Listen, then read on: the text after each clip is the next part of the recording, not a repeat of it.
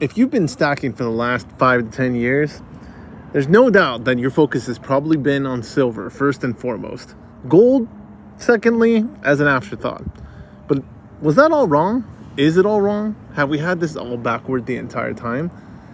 Think about this. Gold, all-time highs. Silver, not far behind, close to the all-time highs.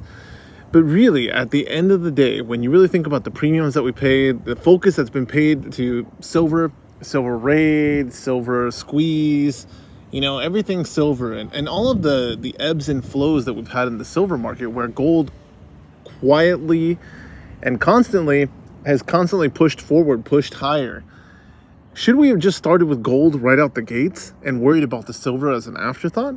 Now, I think about it, and with silver, again, the really hard part, no matter which way you look at it, is defining the value of silver.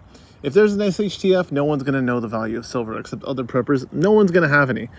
It's kind of the same thing with gold, but at least people recognize gold. There's the intrinsic value of gold. Silver, again, it's much harder not only to show whatever the value is, but also at the end of the day to maintain that value with silver versus gold. The volatility in silver price, the premiums that jump on something like silver versus gold.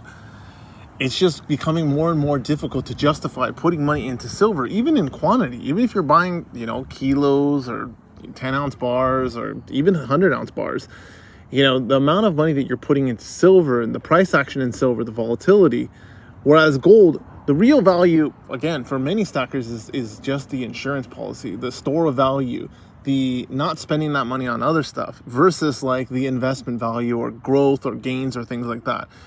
So if you're looking for the stability, given the fact that the premiums on gold are so much lower than, what premiums on comparable silver would be at price, it's interesting. It's hard to see, should you just start with gold right out the gates, even though, on the smaller quantities of gold, the 1 grams, the 10 grams, the 5 grams, the premiums are much higher.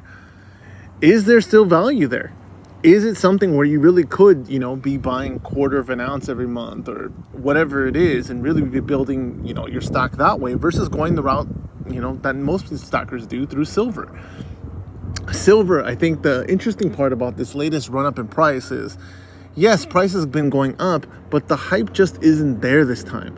And I'm wondering if it's because really, the gold and silver market in general for bullion, not just spot price, but bullion, has been, jerked around so much the last, couple years that people just don't get excited for the run up in bullion. People, you'll see the videos now talking about, it's going to go to this. And of course they trot out the old faithful, old timers that gold is going to do this and it's going to be ahead. Yes, of course it will. I'll just keep holding my breath for that day to come. But until then, obviously, we want to see the perfect combination of, growth in dollar value, but also stability of price.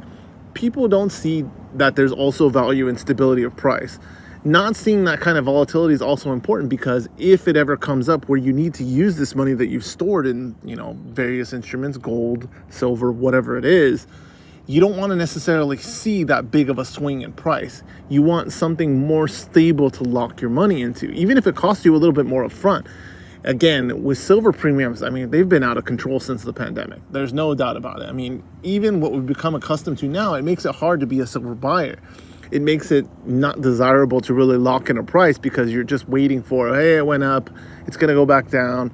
Even if you get, kind of a lower premium, it just isn't the enticement that it was before. If you were buying at $12, $13, $11 on silver, those were the days, right? You look back and it wasn't that long ago. But look at it now, mid-20s, probably 30s with premium. It's just not as attractive, particularly with all the other asset classes out there. However, my biggest question is, could you do it the other way and just completely skip silver altogether and go directly to gold?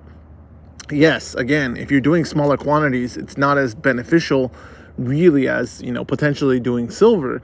But how hard is it really to save up a little bit more and go for, 5 gram, a 10 gram of gold, whatever it is, to slightly lower that premium, a 10th ounce? People buy, 5-10 ounces of silver per month. you could be putting that into gold. Yes, it may not feel as gratifying right out the gate, but once you start to build any type of, weight with gold, it's a whole different league from what it was with silver. Particularly with maintaining that value and explaining that value to other people, they're going to instantly recognize the value of gold, whereas they're not going to recognize the value of silver. Now, that isn't me saying that they're going to know what the value, the spot price of gold is, but they're going to know that it's worth, real money. This is the hard part. This is what I'm struggling with right now as far as where I want to put my money moving forward. I think gold is definitely the better play, even though it's at the highs. It's not so much about it being, high price, low price, that kind of thing. It's more just the volatility of gold is just so much less over a period of time than silver. Now, if you're trying to make money, again, there's plenty of people who tell you that, silver is kind of the sucker's bet. And gold, I would honestly say it's probably not that much better. However, if you're looking to maintain that value, use it as an insurance policy and also use it as potentially, money that you could draw on with less volatility, why wouldn't you go gold? Let me know.